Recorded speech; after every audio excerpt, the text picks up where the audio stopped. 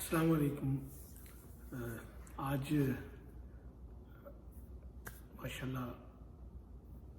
अच्छा मौसम चल रहा है यहाँ कनाडा में। और जो एक मौसम की तब्दीली है वो पाकिस्तान में तो बहुत सर्दी है सर, क्योंकि वहाँ जो हम हीटिंग एंड कूलिंग के मौसमों के हिसाब से कंस्ट्रक्शन के ऊपर इतना नहीं ध्यान देते, लिहाजा घरों के अंदर बड़ी ठंड होती है। यहाँ इनको इंसुलेट करते हैं उसका, तो उस वजह से थोड़ा बिल्डिंग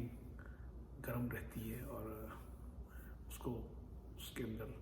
शामिल करते हैं उस कॉस्ट के अंदर, ताकि आज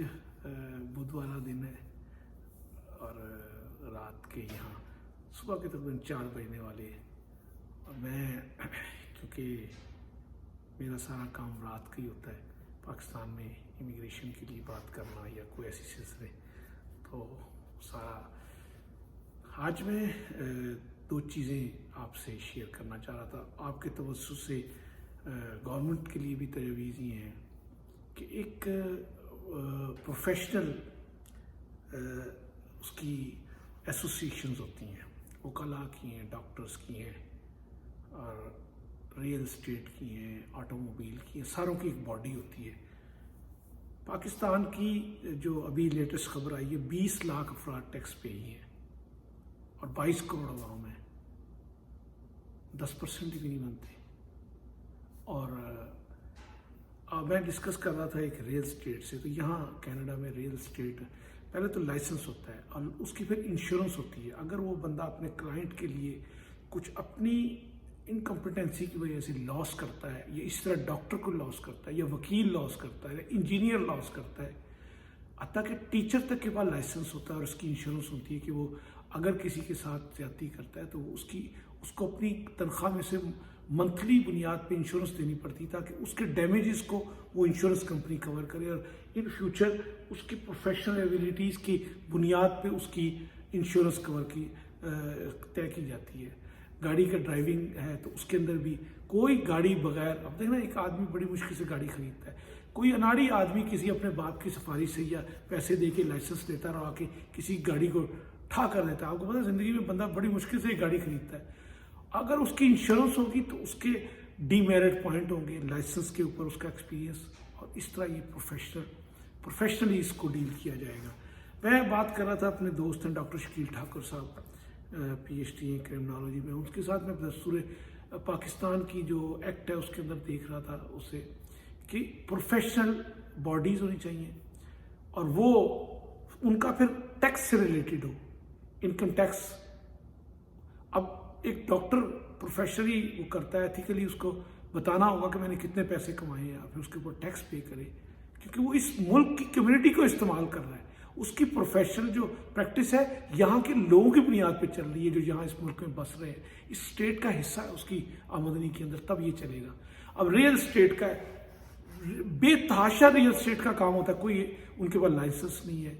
ना उनका वो लाइसेंस लाइजोन है इनकम टैक्स की उसकी आमदनी के साथ, ना वो देने वाले हैं।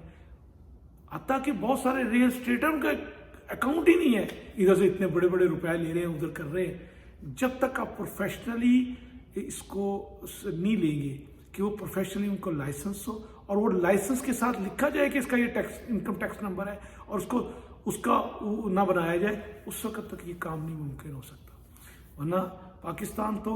मकरूर होता चला जाएगा और पाकिस्तान के स्टेट के तो पैसा कोई नहीं होगा। अब जो जिसका कोई काम ना चला वो उठ के जनाब शुरू कर देता है, जी मैं रियल स्टेट हूँ। भाई तुम्हारी लाइसेंस होनी चाहिए, वो लोगों को चीट करता है उसका कौन जिम्मेदार होगा? उसकी यहाँ तो इंश्योरेंस भी है, वो लाइसेंस लेता है, पहले उसकी एजुकेशन होती है रियल स्टेट के लिए, उसको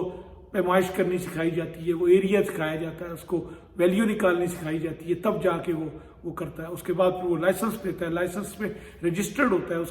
उसकी क्रिमिनल रिकॉर्ड उसके अंदर जाता है कि ये क्रिमिनल आदमी तो नहीं है। इवन कि यहाँ टैक्सी लाइसेंस के लिए क्रिमिनल रिकॉर्ड चेक किया जाता है। सिक्योरिटी लाइसेंस सिक्योरिटी यहाँ की जाती है, सिक्योरिटी का लाइसेंस लेने के लिए इमिग्रेशन कंसल्टेंट, वो लॉ प्रैक्टिस के लिए, डॉक्टर के लिए, नर्स के लिए, इंजीनियर के लिए, گاڑیوں کی بروکرز کے لیے، سب کے لیے لائسنسنگ باڈی ہے، اور وہ اپنے وہاں ان کو پیسے جمع کرانے ہوتے ہیں، اور پھر اس کے بعد وہ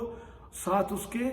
انکم ٹیکس شو کرتا ہے کہ بھئی تم نے ایک سال میں اتنا کام کیا، کہ اس کے باڈی اس کو رپورٹ مانگتی ہے کہ تم نے کتنا کام کیا، اس کے نتیجے میں جو کمیشن لی ہے تم نے وہ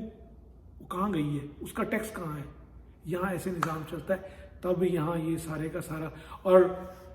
یہ تو تصور تک نہیں ہے کہ کوئی دکاندار